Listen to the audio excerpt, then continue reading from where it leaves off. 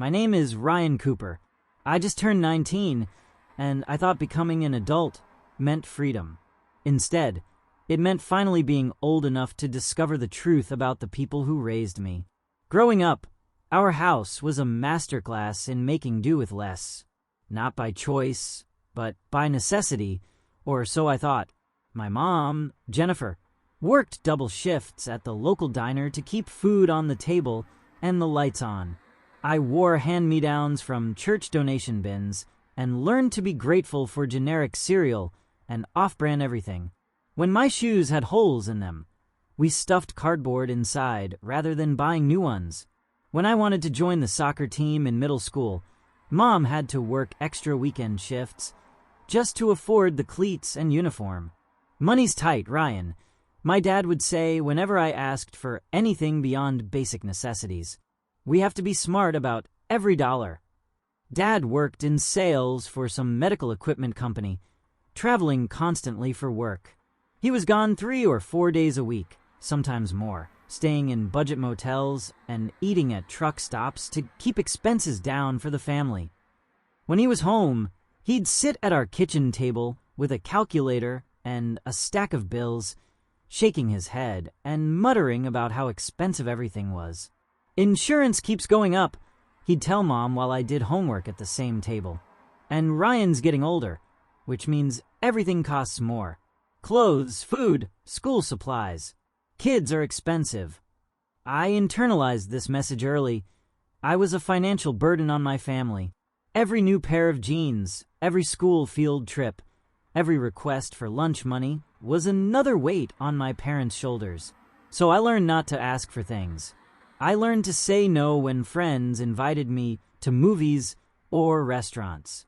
I learned to tell teachers I forgot my lunch money rather than admit we didn't have it. The story my parents told me was simple and consistent. Dad worked hard but didn't make much money, so we had to be careful with every penny. We were a working-class family, doing our best to get by in an expensive world. But that story started to crack when I turned 18 and began to notice things that didn't add up.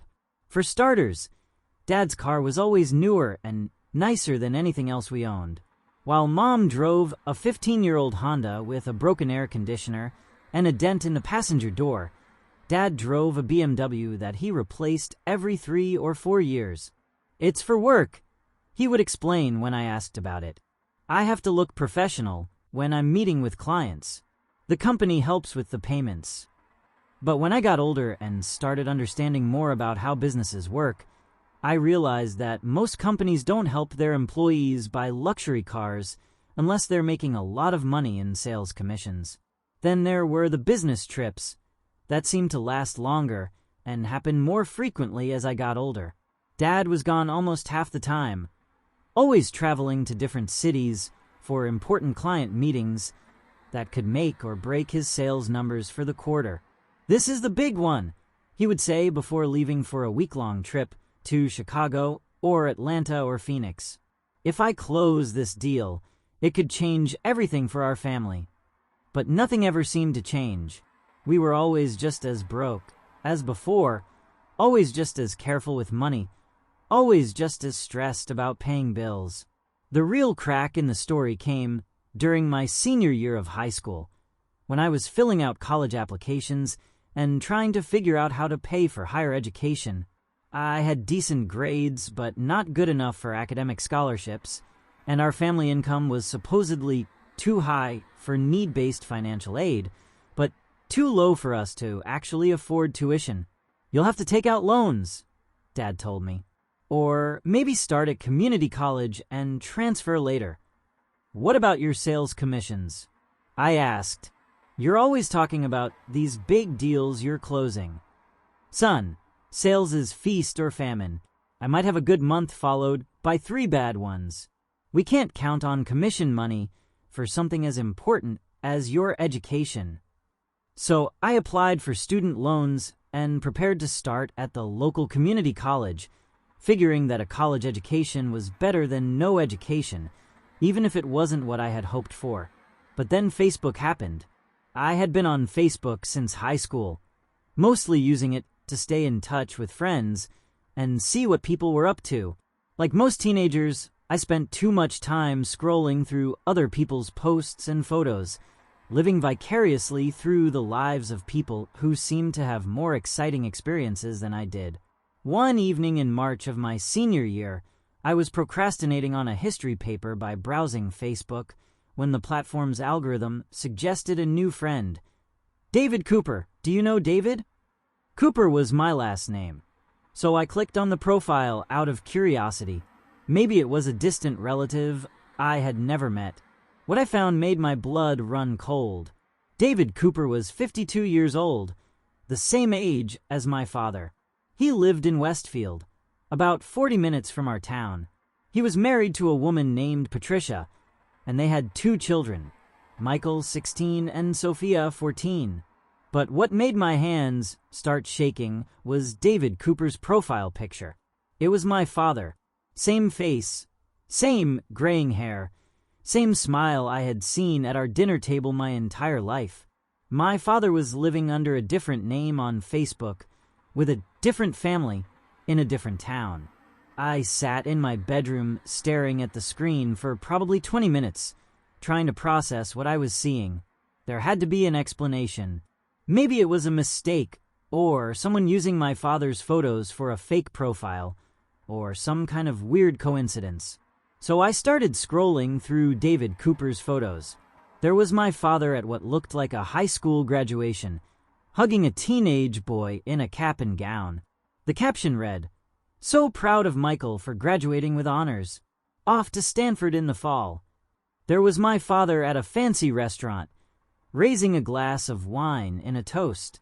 The caption read, "Celebrating our 20th anniversary with my beautiful wife Patricia." There was my father standing in front of a massive house with a 3-car garage and a swimming pool in the background. The caption read, "Finally got the landscaping finished. Home sweet home." Photo after photo of my father living a completely different life with completely different people. A life that included expensive vacations to Europe and Hawaii. A life that included a son going to Stanford University. A life that included a house that looked like it cost more than everything my family had ever owned combined. I screenshot every single photo before his privacy settings could kick in and block me. Then I spent the rest of the night going through Patricia Cooper's profile and Michael Cooper's profile and Sophia Cooper's profile, building a complete picture of the life my father was living when he wasn't with us. Patricia Cooper was a real estate agent who drove a Mercedes and posted photos of herself at charity galas and wine tastings. Michael Cooper played lacrosse at an expensive private school and had already been accepted to Stanford University with what appeared to be full family financial support. Sophia Cooper took horseback riding lessons and had her own horse, which she kept at a stable that probably cost more per month than our family spent on groceries. This was where my father was going on his business trips. This was where his sales commissions were actually going. This was his real family, and we were just the people he was supporting out of some sense of legal obligation. The next morning, I confronted my mother with the evidence. "Mom, we need to talk." She was getting ready for her morning shift at the diner, packing leftover meatloaf in a container for her lunch because we couldn't afford for her to buy food at work. "What's wrong, honey? You look upset." I showed her the screenshots on my phone. "Do you know about this?" Mom looked at the photos for a long time without saying anything. I watched her face change from confusion to recognition to something that looked like resignation. "How long have you known?" she finally asked. "I just found out last night." "How long have you known?" "About 5 years." 5 years? And you didn't tell me. What was I supposed to tell you, Ryan? That your father has been lying to us your entire life? That he has another family he loves more than us? Yes, that's exactly what you should have told me. You were in high school. You needed to focus on your grades and your future, not on adult problems you couldn't fix. Mom, I've been feeling guilty my entire life for being a financial burden on this family. I've been wearing thrift store clothes and eating generic food and turning down opportunities because I thought we were poor. We are poor, Ryan. Just because your father has money doesn't mean we have access to it. But why?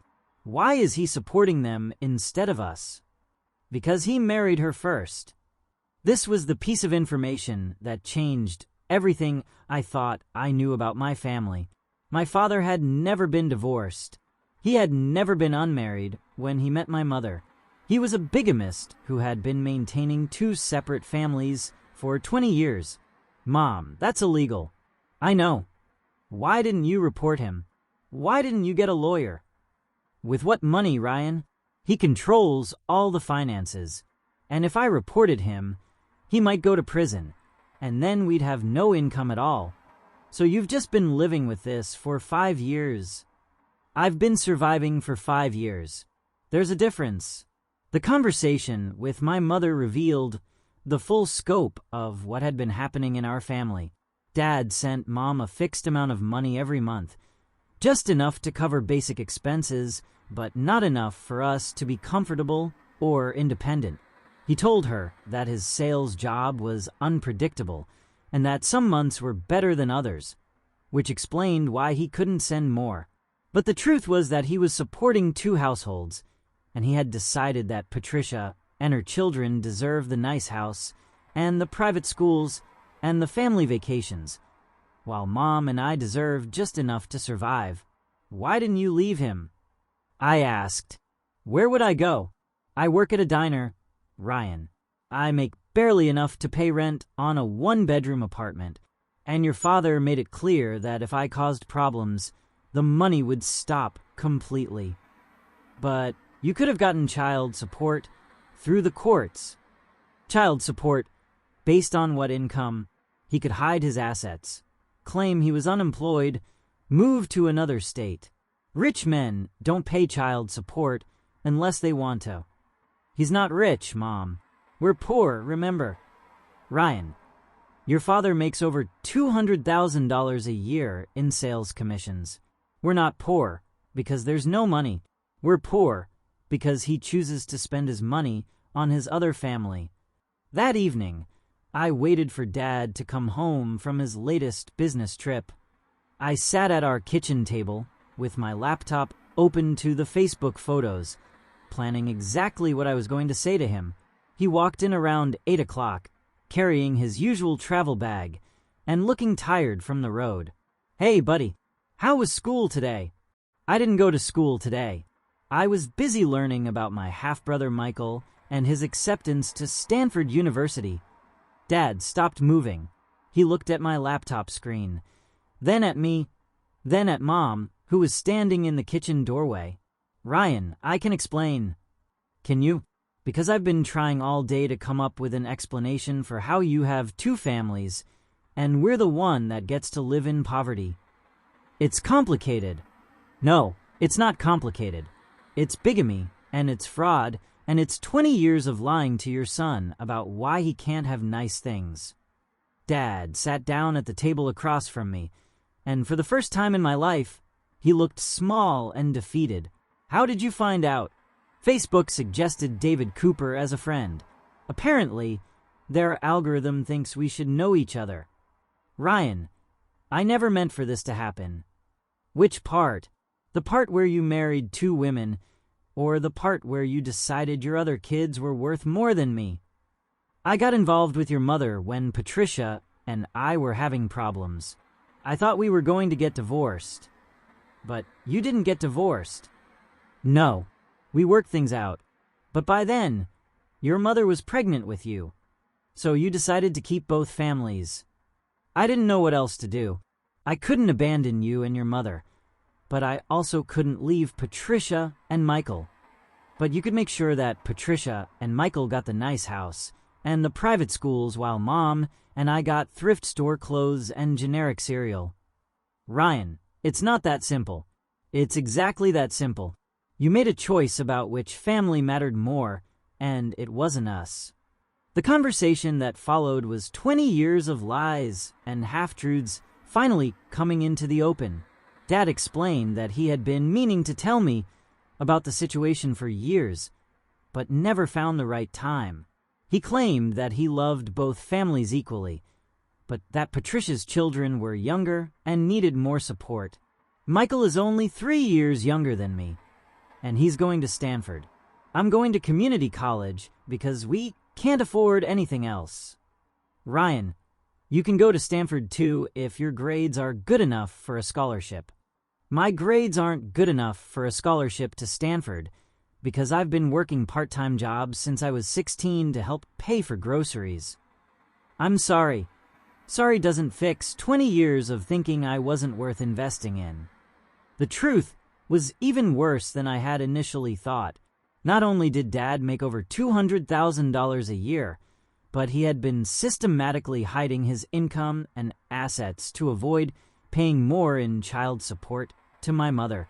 Mom had never pursued formal child support through the courts because Dad had convinced her that he was just a traveling salesman making a modest living. She didn't know about the big sales commissions or the investments or the real estate that he owned with Patricia. How much money do you actually have?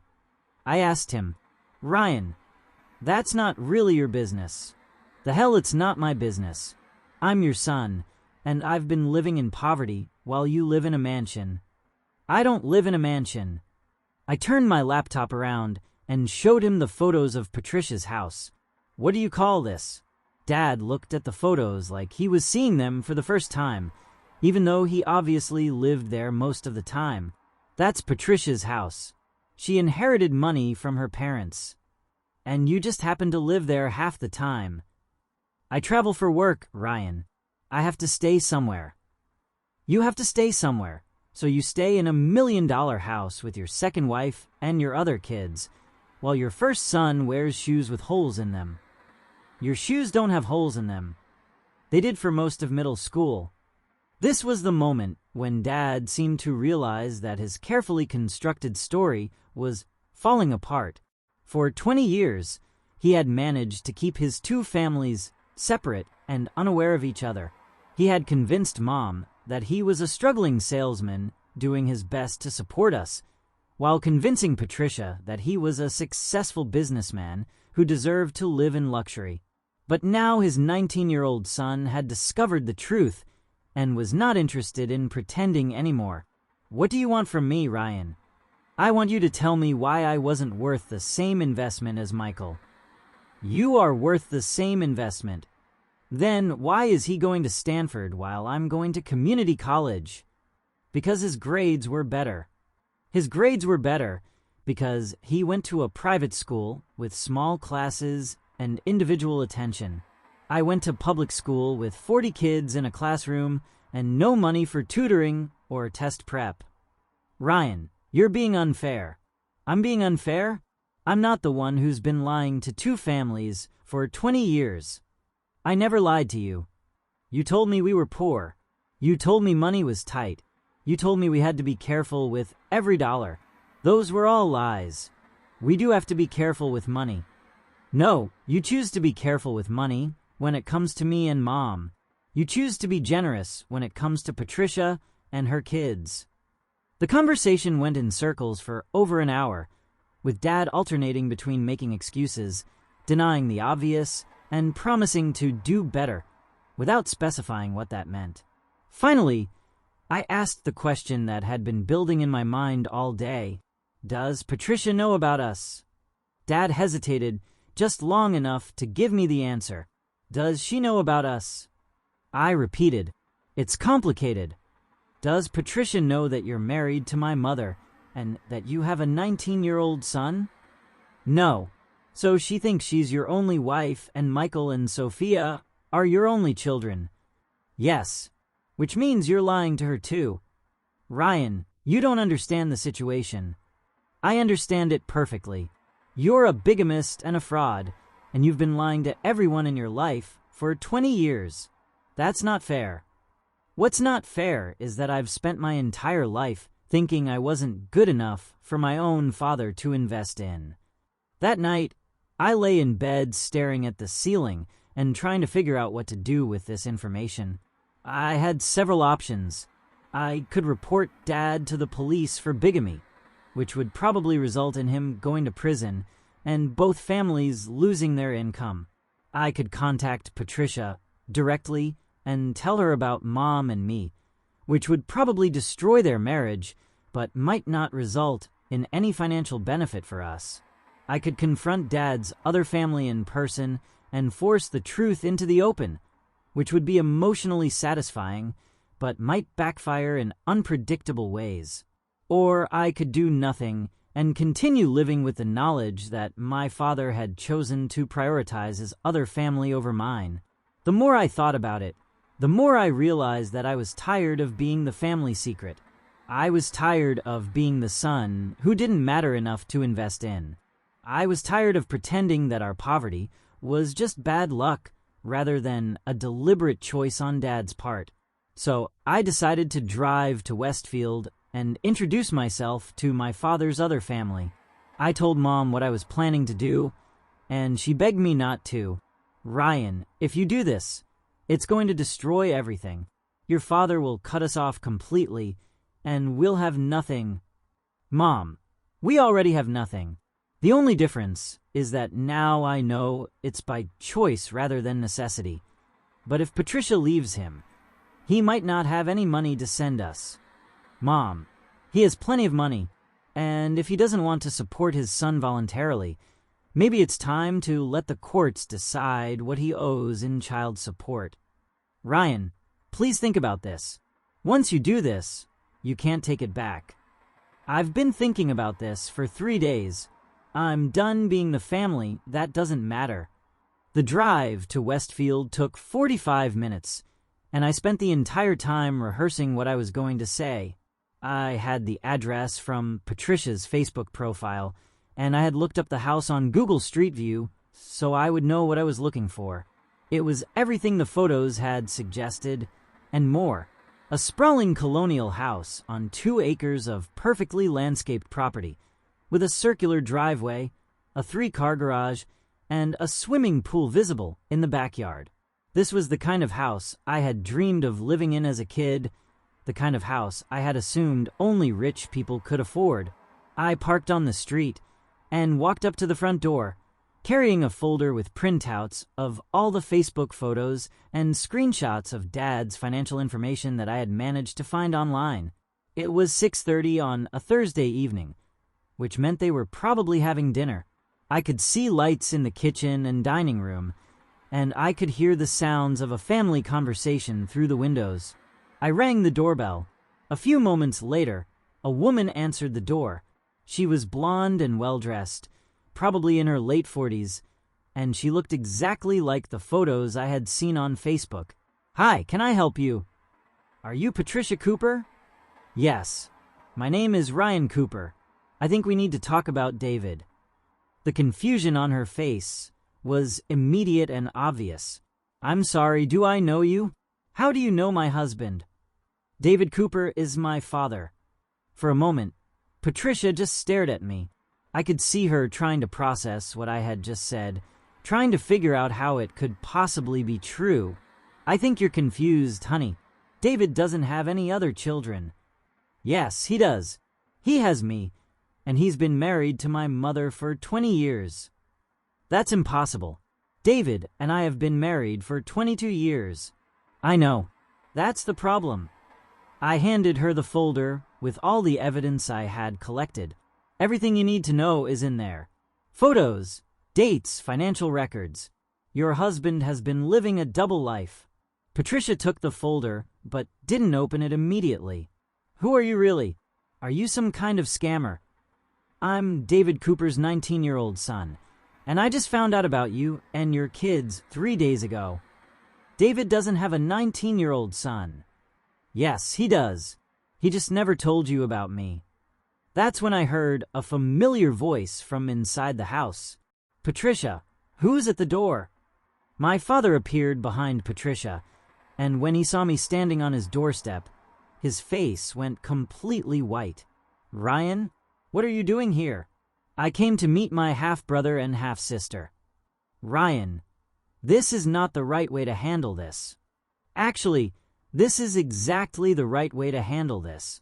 I'm tired of being the family secret. Patricia was looking back and forth between Dad and me, and I could see her starting to understand that what I was telling her was true. David, who is this boy? Patricia, we need to talk privately. No, I said. We've all been talking privately for 20 years. Now we're going to talk together. I walked past Patricia into their house, and the first thing I noticed was how different everything was from our home. The furniture was expensive and coordinated. The floors were hardwood and spotless, and there were family photos everywhere showing Patricia, David, Michael, and Sophia at various exotic vacation destinations. Michael, Sophia, come to the living room, please. I called out. Ryan, stop, Dad said. This is not your house. It's not your house either. It's Patricia's house, and she deserves to know the truth about who she's been married to. Michael and Sophia appeared in the living room, both looking confused about why there was a stranger in their house calling their names. Who's this? Michael asked. This is Ryan, I said. I'm your half-brother. What does that mean? Sophia asked. It means your father has another family that he's been hiding from you your entire life. Patricia was still holding the folder I had given her, and she finally opened it and started looking through the photos and documents. David, what is this? Patricia, I can explain everything. Can you? Because this looks like photos of you with another woman and another child. That's exactly what it is, I said. That's my mom, Jennifer Cooper, and that's me at various ages throughout my childhood. Jennifer Cooper? Patricia looked confused. David, you said your ex-wife's name was Jessica. He doesn't have an ex-wife, I explained. He has a current wife, my mother. He's been married to both of you simultaneously for 20 years. The revelation hit the room like a bomb going off. Patricia sat down heavily on their expensive couch, still looking through the photos. Michael and Sophia were staring at me like I was speaking a foreign language. This is impossible, Michael said. Dad wouldn't do this. Look at the photos, I told him. Look at the dates. Your father has been living two separate lives. David, tell me this isn't true, Patricia said quietly. Dad was standing in the middle of the living room looking like he wanted to disappear. Patricia, I can explain everything. Explain it then. I got involved with Jennifer when we were having problems 20 years ago. I thought we were going to get divorced. But we didn't get divorced. No, we worked things out. But by then, Jennifer was pregnant. So you decided to keep both wives. I didn't know what else to do. You could have chosen, I said. You could have divorced one of them and supported your child properly instead of maintaining two families and shortchanging both of them. Ryan, you don't understand the complications. I understand that you've been lying to everyone for 20 years. Patricia was crying now, and Michael was looking at Dad with an expression of complete disbelief. Dad, is this true? Michael, I can explain. Is it true? Do you have another wife and another son? Yes. The admission seemed to take all the air out of the room. For several minutes, nobody said anything. Patricia kept looking through the photos, crying quietly. Michael and Sophia were staring at me like I was an alien who had landed in their living room. Finally, Patricia looked up at Dad. Get out. Patricia, let's talk about this rationally. Get out of my house. This is my house, too. No, it's not. This house is in my name, bought with my inheritance money. You're just someone who's been living here under false pretenses. Patricia, please. Get out, or I'm calling the police. Dad looked around the room at his family, his preferred family, the family he had chosen to invest in and prioritize for 20 years, and he could see that his carefully constructed life was falling apart. Michael, Sophia, you have to understand. Get out, Dad. Michael said quietly, You're not even my dad, are you? Sophia asked, If you lied about everything else, how do I know you're really my father? Sophia, of course I'm your father. But you're also his father, she said, pointing at me. So what does that make me? You're my half-sister, I told her.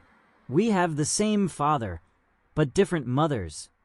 And your mom knows about us. She found out 5 years ago, but she's been keeping it secret to protect me. While our mom didn't know about you at all. That's right. Sophia looked at Dad with an expression of pure disgust. You made Mom look like an idiot. Everyone in town thinks you're this great husband and father, and you've been lying to her for 20 years. Sophia, I love your mother.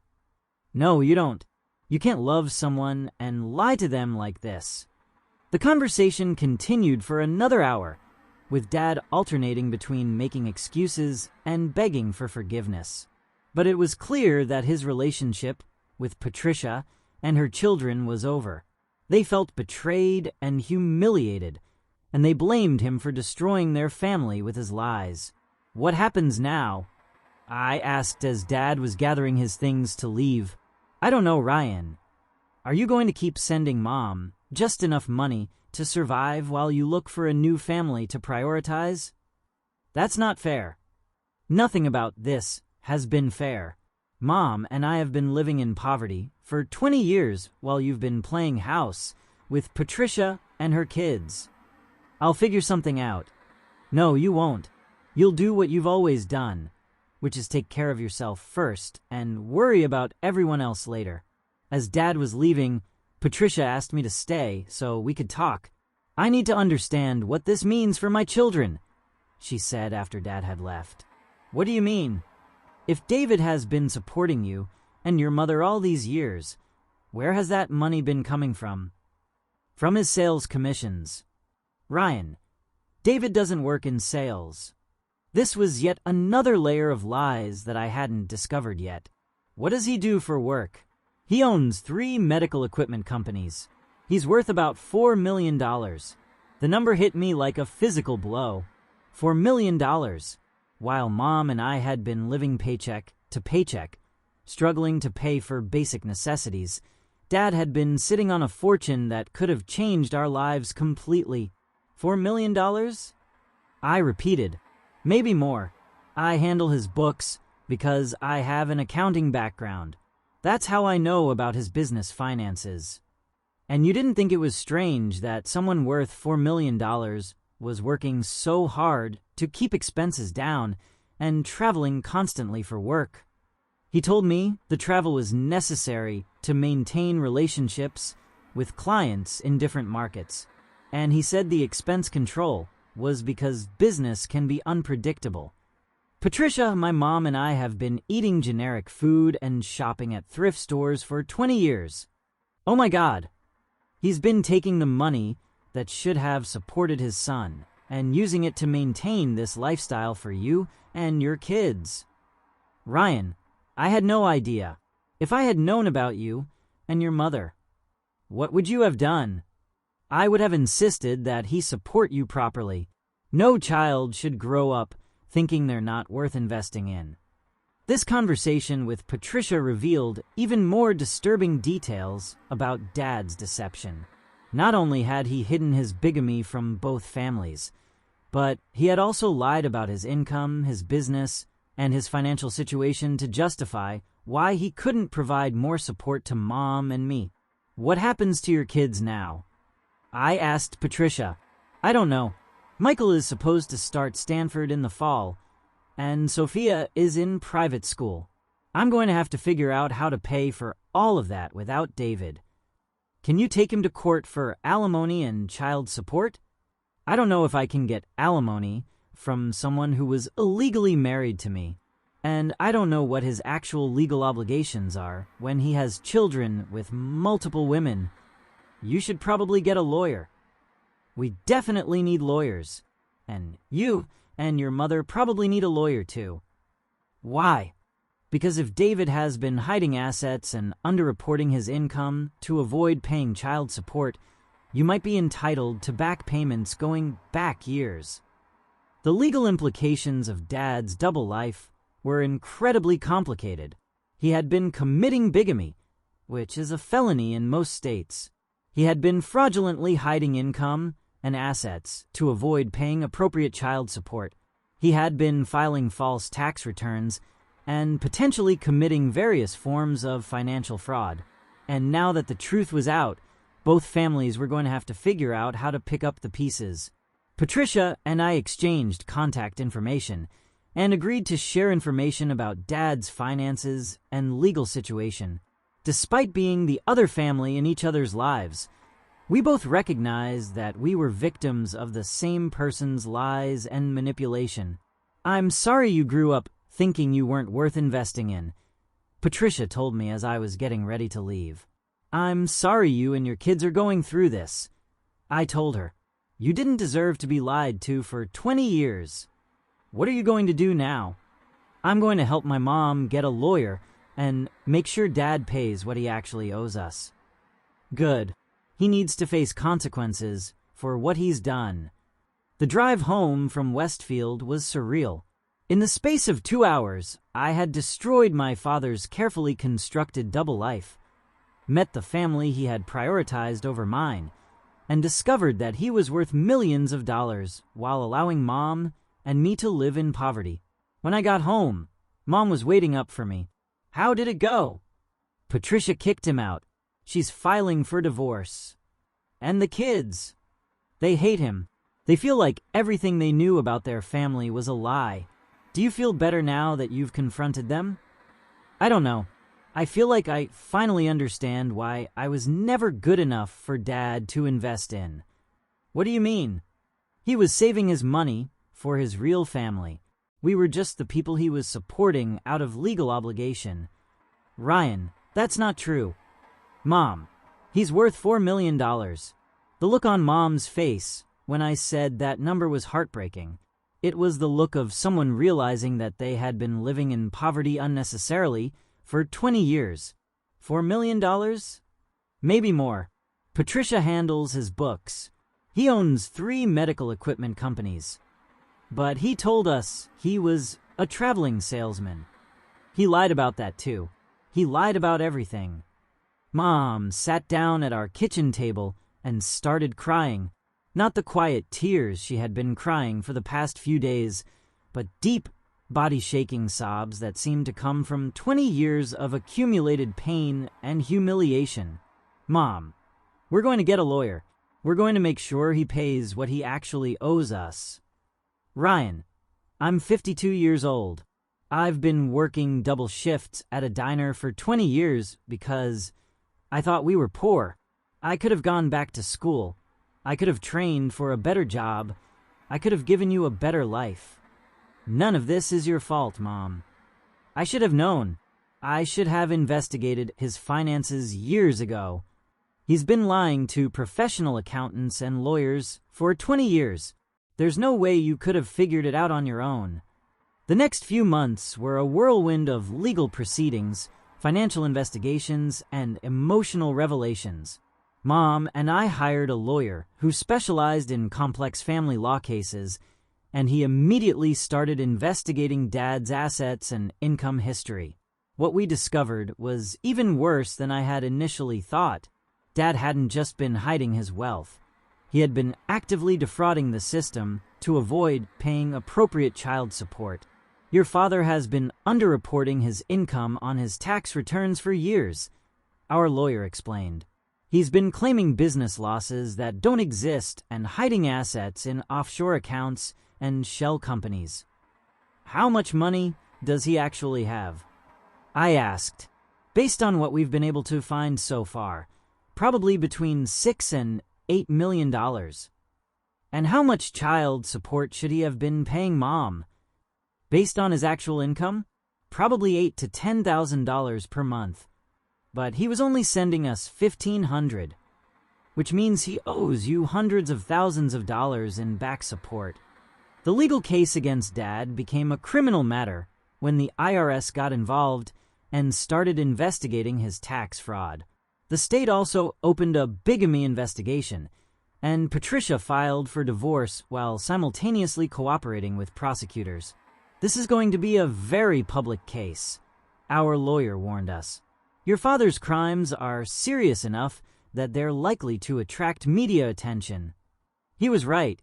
The story of a successful businessman who maintained two families while defrauding both of them became a sensation in local and national media. Dad was arrested on charges of bigamy, tax fraud, and contempt of court for failing to pay adequate child support. How are you handling all of this attention? My new therapist asked during one of our sessions. I had started seeing Dr. Sarah Chun after our lawyer recommended that both Mom and I get counseling to help process the emotional trauma of discovering that our entire lives had been built on lies. It's weird, I told her. Part of me feels vindicated because everyone can see that Dad is a criminal who destroyed multiple families. But part of me feels embarrassed that everyone knows how he treated us. What do you mean? Everyone knows that he thought we weren't worth supporting properly. Everyone knows that he prioritized his other family over us. Ryan, your father's choices don't reflect your worth as a person, but they reflect how he saw my worth.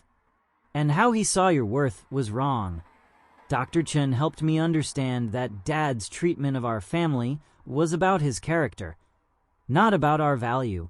He had made decisions based on what was convenient and comfortable for him, not based on what was right or fair.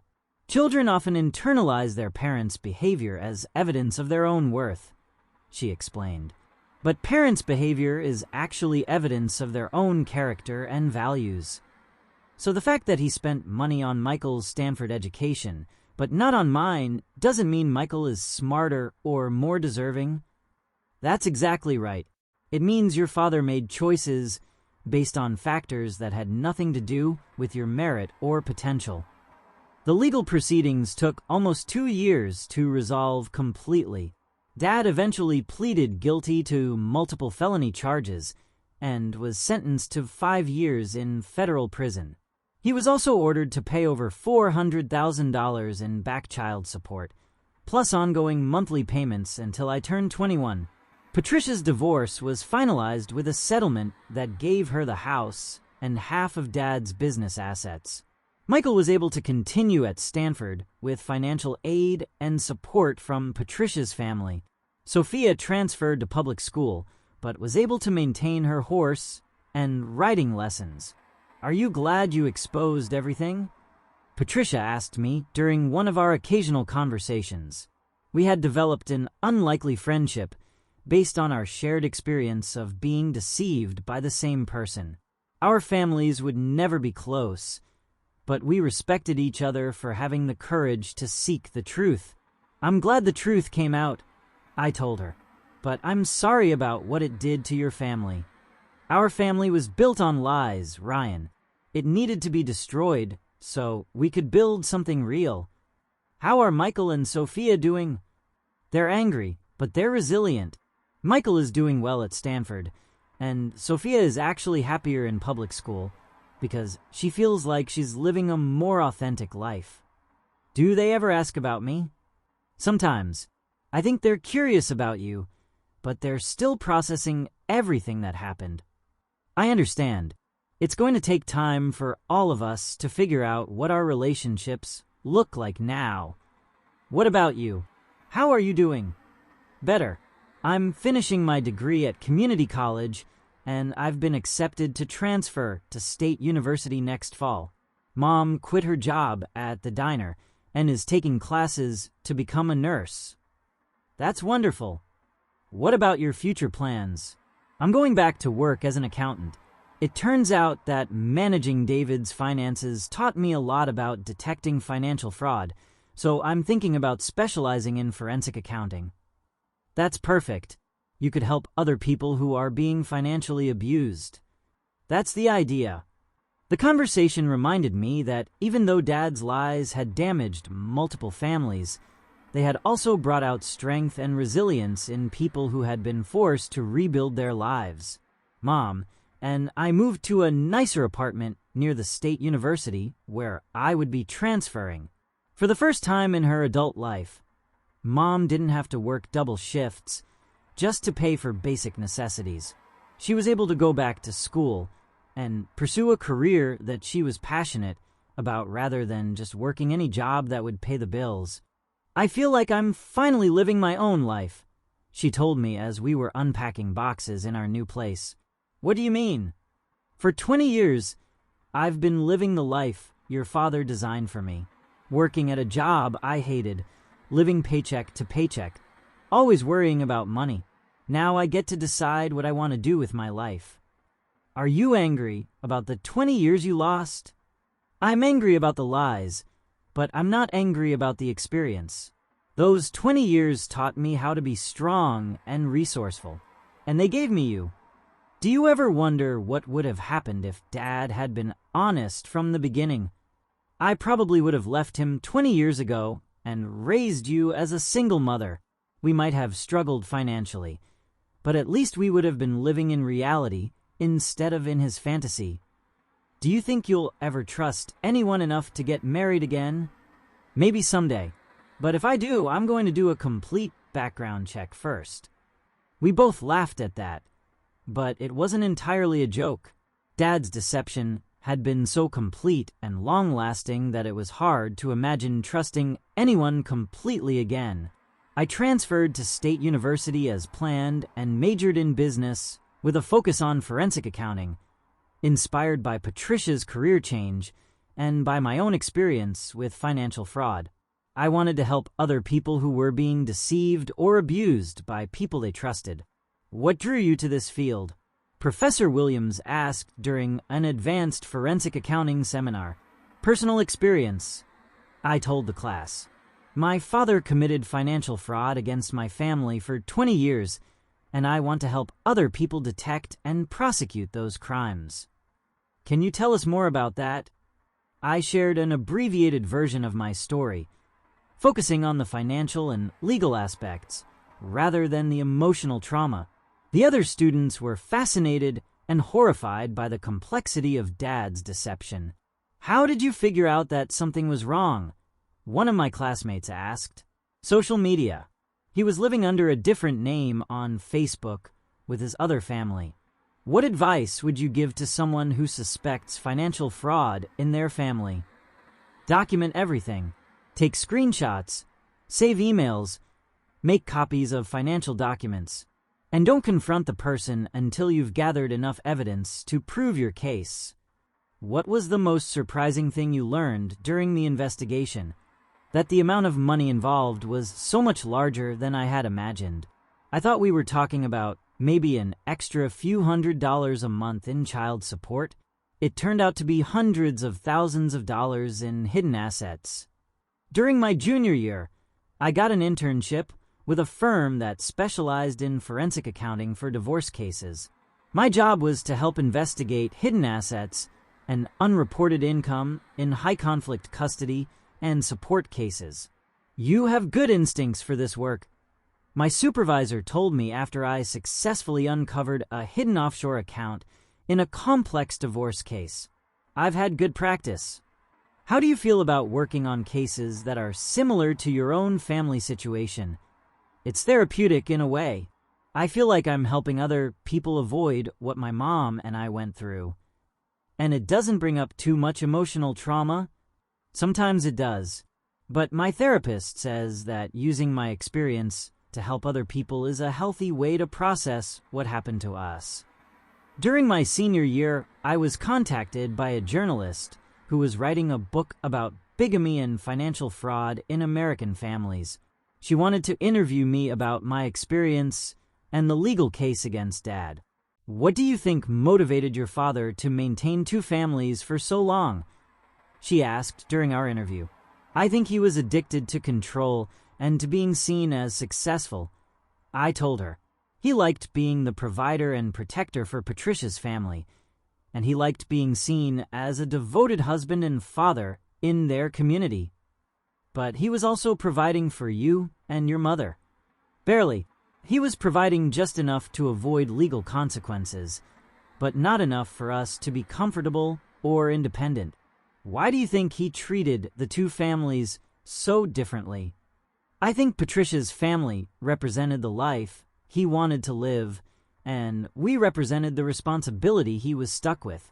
He invested in the life he wanted and neglected the life he was obligated to maintain.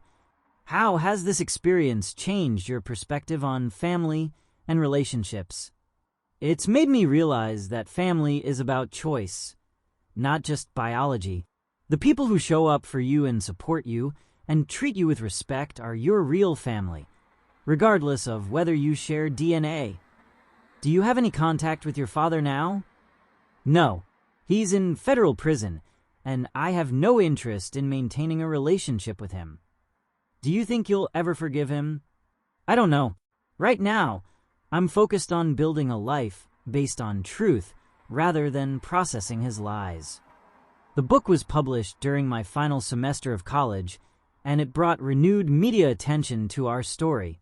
I did several interviews for podcasts and news programs, talking about the warning signs of financial abuse and the importance of financial transparency in families. What advice do you have for young people who suspect that their parents are hiding financial information? A podcast host asked me, "Trust your instincts. If your family's financial situation doesn't make sense, there's probably information you don't have. Ask questions, do research, and don't accept vague explanations about money being tight or complicated."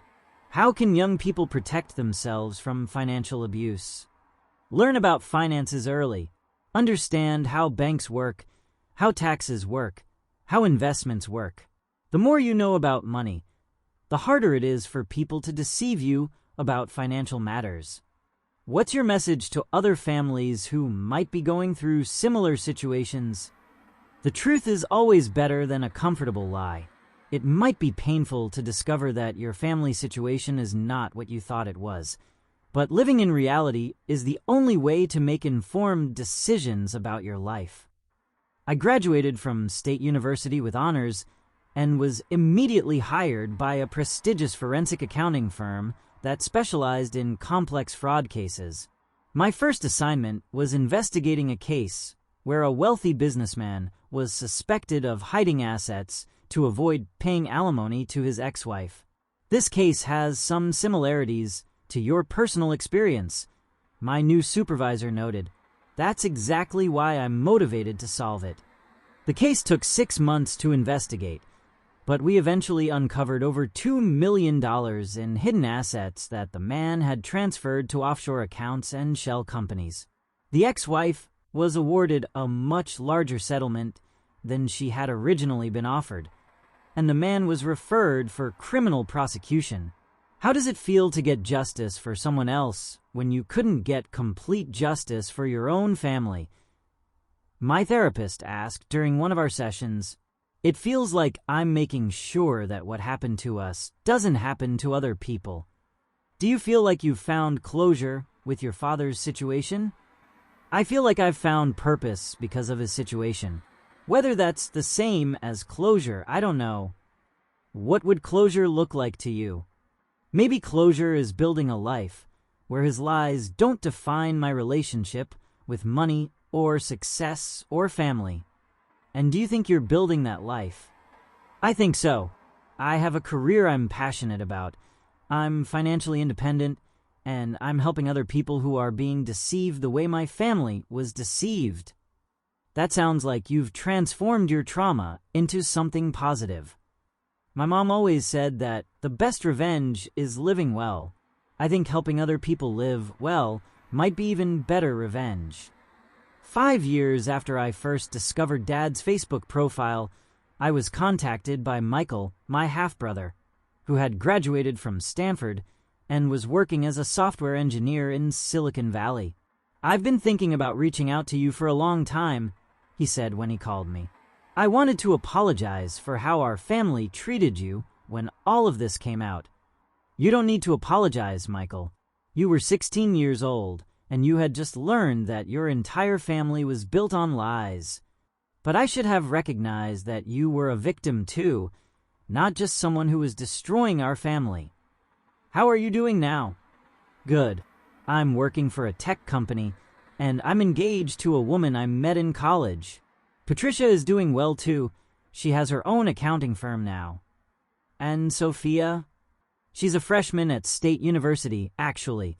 She's studying social work because she wants to help families who are dealing with trauma. That's amazing. What about you? I've seen some of the interviews you've done about financial fraud. I'm working as a forensic accountant, helping people who are being financially abused or deceived. So we both ended up in careers that were influenced by what Dad did to our families. I guess we did. Ryan, I want you to know that I've always felt guilty about the advantages I had that you didn't have. What do you mean? Stanford, the private schools, the nice house, all of it. I grew up thinking I deserved those things because I was smart and worked hard. But now I understand that I had them, because Dad chose to give them to me instead of giving them to you. Michael, none of that was your fault. You were a kid. But I was a kid who benefited from another kid being neglected. And now you're an adult who understands the difference between what's fair and what's convenient. That's what matters. Would you be interested in meeting sometime? I mean, we're brothers, even if we didn't grow up together. I'd like that. We met for dinner in San Francisco a few weeks later, and it was surprisingly comfortable considering the circumstances. We looked nothing alike, but we had similar mannerisms and ways of thinking that made it obvious we were related. Do you ever think about Dad? Michael asked over dessert. Sometimes. Mostly, I think about how different my childhood would have been if he had been honest from the beginning. Do you think he's sorry for what he did? I think he's sorry he got caught. I don't think he's sorry for the choices he made. Have you ever considered visiting him in prison? No. I don't have anything to say to him that would benefit either of us. I've thought about it, but I don't know what I would want to get out of that conversation. What would you want to ask him? I guess I'd want to know why he thought it was okay to lie to everyone for so long. And I'd want to know if he ever really loved any of us, or if we were all just props in whatever fantasy he was living. Would it matter what he said? Probably not. He's been lying for so long that I'm not sure he knows the difference between truth and fiction anymore. That's why I don't want to see him. I've accepted that I'll never understand his motivations, and I don't need his explanations to move on with my life. Michael and I have maintained contact since that dinner, talking every few months and occasionally visiting each other. It's not a close relationship, but it's a healthy one based on honesty and mutual respect. Sophia contacted me a year later when she was struggling with a research project about family trauma for one of her social work classes. Would you be willing to talk to me about how Dad's lies affected your childhood? She asked. Of course. What do you want to know? I'm trying to understand how children cope when they don't know they're being lied to. Like, you grew up thinking you were poor, and I grew up thinking Dad was a devoted family man. We were both living in fantasy worlds. That's a really insightful way to think about it. How did it affect your self-esteem when you found out the truth? Initially, it was devastating. I realized that I had spent my entire childhood feeling guilty for being a financial burden on my family, when actually there was plenty of money and Dad was just choosing not to spend it on me. That must have been so painful.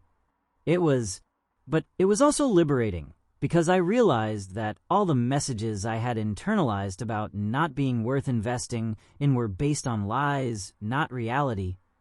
How did you rebuild your self-worth after that?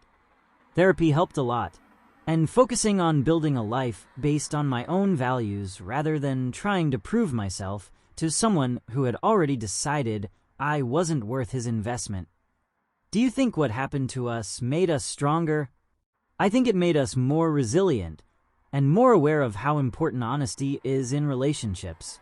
But I also think we would have been fine without having to learn those lessons through trauma. Fair point. I sometimes romanticize what we went through because it led to positive changes in my life, but you're right that we could have learned those lessons in healthier ways. The important thing is that we did learn them, and now we're both using our experiences to help other people. Do you think Dad understood how much damage he was doing? I think he understood that his choices were hurting people, but I don't think he cared enough to change his behavior. That's what I've concluded too. He was more committed to maintaining his comfortable life than to being honest with the people who trusted him. Today, I'm 26 years old and the managing partner of my own forensic accounting firm. I specialize in cases involving hidden assets, financial abuse, and complex family fraud. My work has helped recover millions of dollars for victims of financial deception, and I've testified in dozens of criminal cases involving financial fraud. Mom is now a registered nurse working in pediatric oncology. She loves her work and has built a life that she's proud of, free from the financial stress and uncertainty that defined her 20s and 30s. Do you ever wonder what our lives would have been like if Dad had been honest from the beginning? I asked her recently, sometimes, but I've decided that wondering about alternative pasts is less productive than being grateful for the present we've built. Are you grateful for what we went through? I'm grateful for who we became because of what we went through. I'm not grateful for the pain and the years of unnecessary struggle. That's a good distinction. Ryan, I want you to know that I'm proud of the man you've become. You could have let your father's betrayal make you bitter and cynical, but instead you used it as motivation to help other people. I learned that from you, Mom. You never let him make you bitter either. We survived him together, and we built something better together. Do you think he knows how well we're doing? I hope so. I hope he knows that his lies didn't destroy us the way he probably thought they would.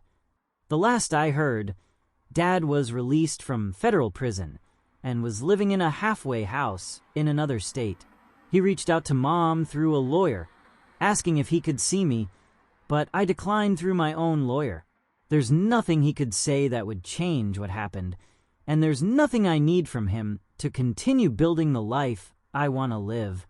Patricia sends me a Christmas card every year with updates about Michael and Sophia. Michael got married last year and bought a house in San Jose. Sophia graduated from State University and is working as a social worker, helping families affected by domestic violence. Patricia has built a successful accounting practice and is dating a man who knows everything about her history and supports her completely. We're all doing well, she wrote in her most recent card. I think we've all learned that honesty really is the foundation of everything good in life. She's right about that. The truth was painful when it first came out, but it was also liberating. Living in reality, even when reality is difficult, is always better than living in a comfortable lie. My name is Ryan Cooper, and at 19, I learned that becoming an adult sometimes means discovering that everything you thought you knew about your family was wrong. But it also means having the power to build something better based on truth instead of deception. It means understanding that your worth isn't determined by how other people choose to treat you, even when those people are supposed to love you unconditionally. And it means using your own pain as motivation to prevent other people from experiencing the same betrayal and abandonment. If you're listening to this and you suspect that someone in your family is hiding financial information or living a double life, trust your instincts. Ask questions, do research, and don't accept vague explanations about complicated situations. The truth might be painful, but it's always better than a lie. And if you're someone who has discovered that a parent or partner has been deceiving you about money, know that their deception is about their character, not your worth. You deserve honesty, transparency, and investment from the people who claim to love you. And if you don't get those things from your biological family, you have the power to build a chosen family based on truth, respect, and genuine care. Sometimes the people who share your DNA are not the people who deserve your loyalty. Sometimes becoming an adult means choosing truth over comfort, even when the truth destroys everything you thought you knew about your life. But that destruction can be the beginning of building something real and lasting and genuinely worth your investment. Because the best revenge against people who underestimate your worth is proving them wrong by building a life that reflects your actual value. And the best way to heal from betrayal is to use your experience to protect other people from the same pain. My father thought he could keep two families ignorant of each other forever. He thought he could control the narrative and maintain his comfortable life indefinitely. He was wrong. And now, both of his families are living better lives without him than we ever lived with his lies. That's not the ending he planned, but it's the ending his choices earned. And it's the beginning we all deserved from the start.